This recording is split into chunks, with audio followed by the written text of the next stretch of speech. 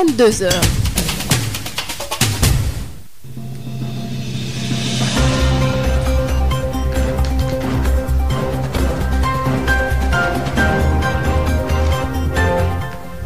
Bonsoir, 22h dans nos studios et sur l'ensemble du réseau synchronisé de Sen Radio. Bienvenue à Sud Nuit.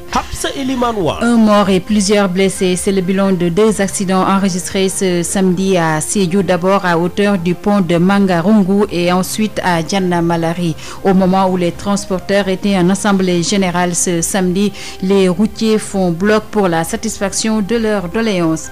Faire de la Poste le fournisseur de services financiers digital défi que comptent relever les parlementaires. La modernisation de la Poste, une préoccupation des acteurs du secteur en conclave à Mbour. Le ministre de l'économie numérique et des télécommunications, Yankoba Diatara, réagit dans ce 22h. En sport, le Danemark et l'Angleterre s'affrontent en demi-finale pour l'Euro 2021 à Wembley. Ils ont éliminé la République tchèque et l'Ukraine par 2-1 et 4-0. Au Sénégal, on joue la 23e journée de la Ligue 1 et de la Ligue 2 ce week-end.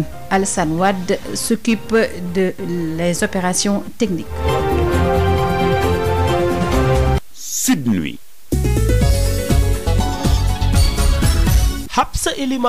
Bonsoir et bienvenue à Sud Nuit. Un accident mortel s'est produit ce samedi après-midi à Sédhiou à hauteur du pont de Mangarungu sur la route nationale numéro 6 entre Tanaf et Goudomp. L'inspecteur en langue arabe Mor Diop est mort sur le coup au volant de la voiture et 2 autres occupants du véhicule grièvement blessés. Les victimes revenaient d'une mission d'inspection pédagogique à Tanaf et faisaient route pour Goudomp quelques heures plus tôt.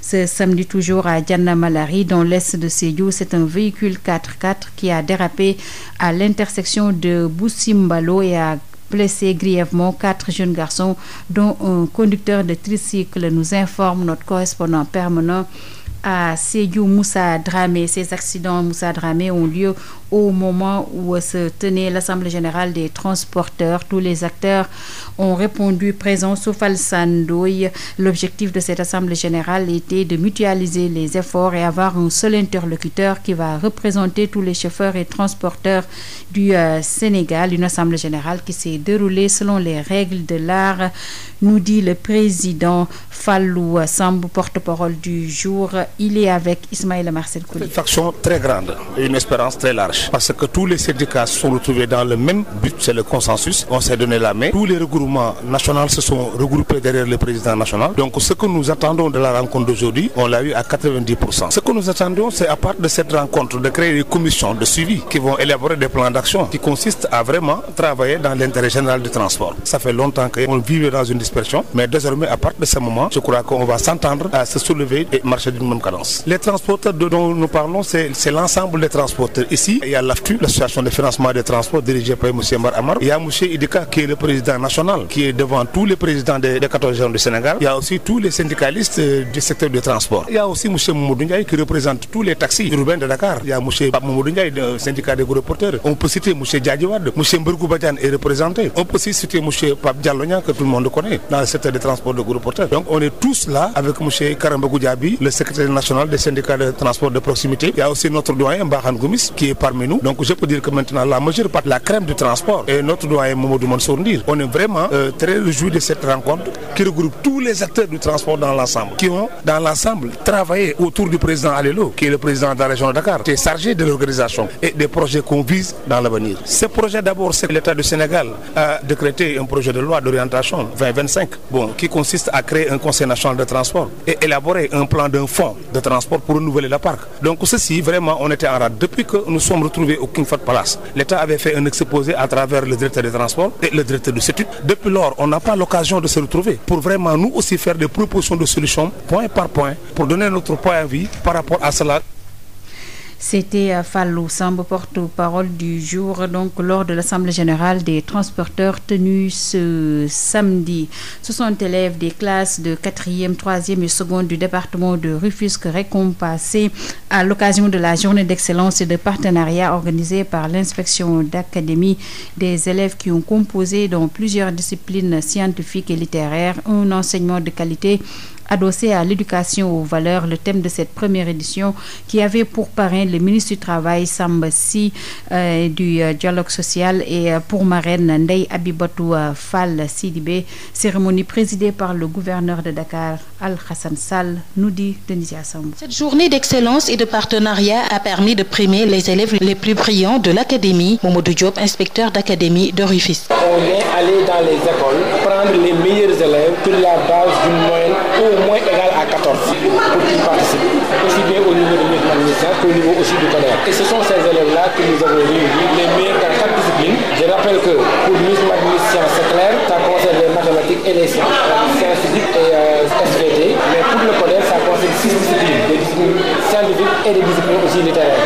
Alors on a réuni ces deux concours-là, on en a fait 2 concours bien entendu, mais une seule fête, et on en a profité pour récompenser les lauréats de Miss Math Sciences de l'édition 2020 qui n'avaient pas eu le temps d'être fêtés parce que la Covid avait sévi. Lalla Aïcha Fofana, meilleure élève de l'édition 2021, première dauphine Miss Math en classe de 4e à l'Institut Saint-François d'Assise de Tivaouane Peulh, Ramatoulaye Diop. Elle encourage ses camarades à aimer les séries scientifiques. C'est une fierté pour moi, pour mes parents aussi, et aussi pour mon école. Très fière.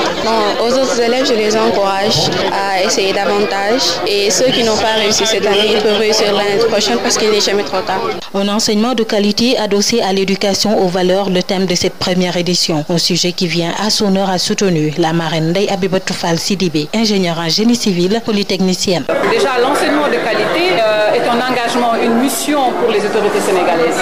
Quand il est adossé à l'éducation aux valeurs, alors il devient un sacerdoce. Et j'encourage beaucoup les jeunes filles de la nouvelle génération à embrasser les filières scientifiques, à s'y maintenir, à y exceller. Parrain de cette première édition, le ministre du Travail et du Dialogue social, Samba Sy, a manifesté toute sa satisfaction à l'endroit des récipiendaires. Féliciter chacune et chacun de nos lauréats. Sachez, chers enfants, que vous ne faites pas que notre fierté.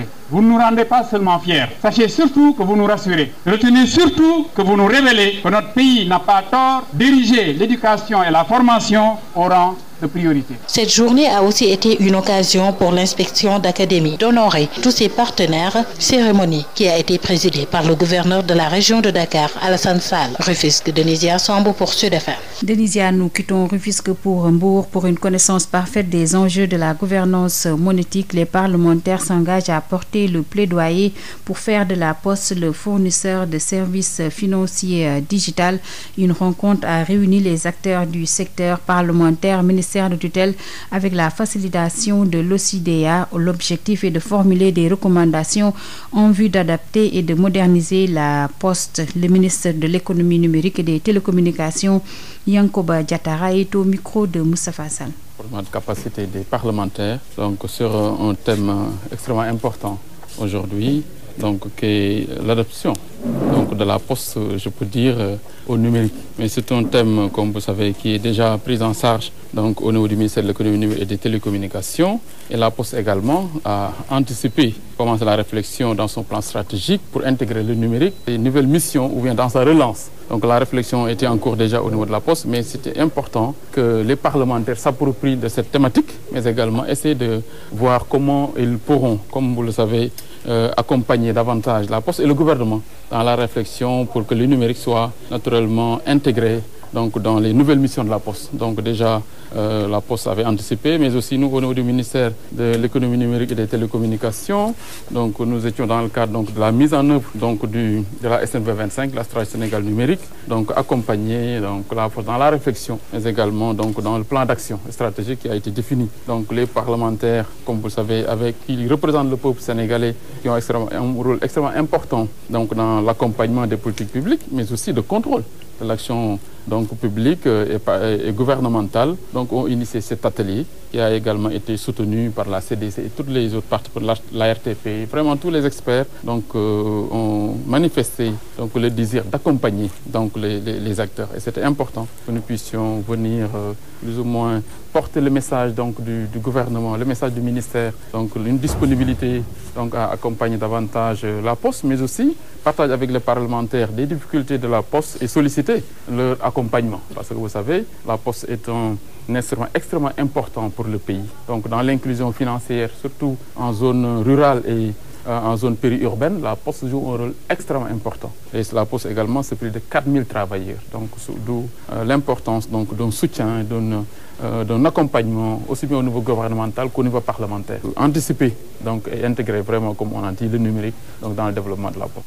C'était Yankoba Diattara, le ministre de l'économie numérique et des télécommunications. Amélioration du cadre de vie de la capitale du Pakao, le ministre maire de Sédhiou en charge de la culture et de la communication et le mouvement de soutien dénommé les Sirènes ont organisé ce samedi une vaste opération de salubrité publique appelée Cleaning Day. Au-delà du nettoiement, le maire a exhorté au reboisement et à l'entretien des plans pour faire de Sédhiou une ville verte. Correspondance depuis le Pakao.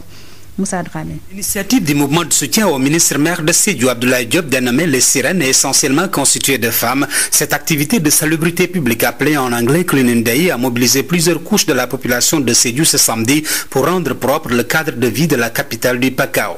Abdoulaye Diop, maire de Sédhiou, est ministre de la Culture et de la Communication. Initiative citoyenne des Sédhiouis qui vient compléter l'action de l'État et l'action de la municipalité. L'État a mis de l'électricité, l'État nous a accompagnés dans les infrastructures pour rendre une ville propre. Aujourd'hui, voir les populations de Sédhiou prendre cette belle initiative, ça c'est quelque chose à saluer et j'en suis très satisfait. Voir le troisième âge présent, quand on voit les femmes, les jeunes et toutes ces populations-là qui tiennent à la propriété de la ville, je ne suis qu'un maire comblé. Maintenant, la deuxième étape, c'est avoir une ville verte. Son proche collaborateur et directeur général du Grand Théâtre Doudou Ndiaye Coumba Rose de Dakar est d'avis que le train de l'émergence est en branle, qu'il rend toujours actuelle la candidature d'Abdoulaye Diop à la mairie de Sédhiou. Ansoumane Sané, directeur général du Grand Théâtre de Dakar. Magnifier les innombrables réalisations que le président de la République a bien voulu faire à Sédhiou témoigne aujourd'hui de toute l'attention que le président porte pour la ville de Sédhiou, toute l'attention que le président porte pour son ministre maire, et ce qui justifie aujourd'hui cette grande mobilisation des jeunes, des femmes, des vieux pour pouvoir donc accompagner donc le maire. Le premier samedi de chaque mois, les Sirènes de Abou Diop organisent donc cette activité donc de nettoiement. Aujourd'hui, Sédhiou veut une continuité avec le ministre maire Abdoulaye Diop. C'est le candidat des Sédhiouis, le candidat de la continuité dans l'action. L'édile de la ville de Sédhiou et toute son équipe promettent de poursuivre des activités citoyennes du genre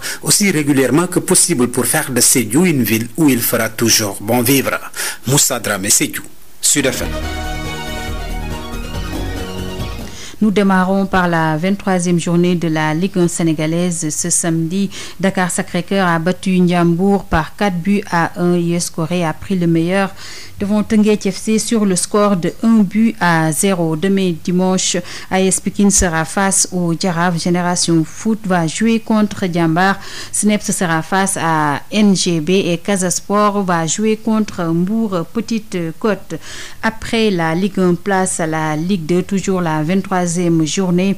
Ce samedi, IJ Fatick et Duc ont fait match nul, 2 partout. Amitié FC a perdu devant Thiès FC sur le score de 1-0. US Ouakam a battu le Port par 2-0 et Dembe Diop a fait pareil devant Renaissance sur le score de 2-1. Demain dimanche, suite de cette 23e journée de la Ligue 2, Guédiawaye va recevoir Sonacos et Linguère de Saint-Louis va recevoir Diamono Fatick. La suite sera lundi entre Africa Promo Foot et Cœur Madior National 1. La finale est prévue ce dimanche entre Oslo de Fatick et Walidane Thiès. La finale de la Nationale 2 est également prévue ce dimanche entre l'AS Kolda et HLM Dakar. Merci à El Hadj Malick Ndiaye pour ces informations. Quart de finale de l'Euro 2021, le Danemark s'est qualifié pour les demi-finales de même que l'Angleterre. Ils ont battu respectivement la République tchèque par 2-1 et l'Ukraine sur le score de 4-0. Les Anglais et les Danois vont s'affronter pour accéder à la finale. Ce sera à Wembley. L'autre demi-finale, ce sera à Londres le 6 juillet prochain entre l'Espagne et l'Italie. 22h15 dans nos studios. C'est la fin de Sud Nuit. Le rappel des titres. Hapsa Eliman Wan.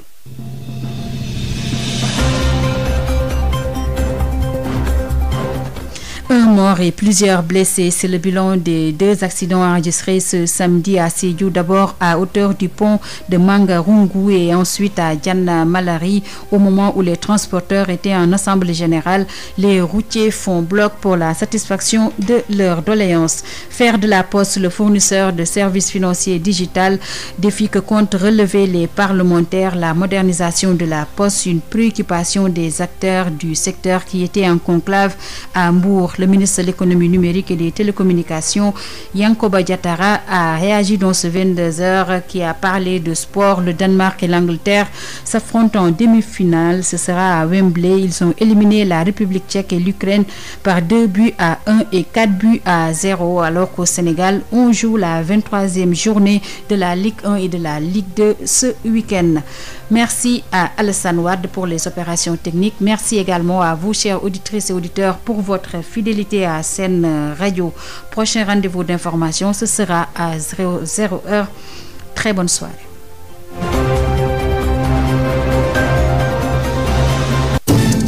Sud FM Dakar, 98.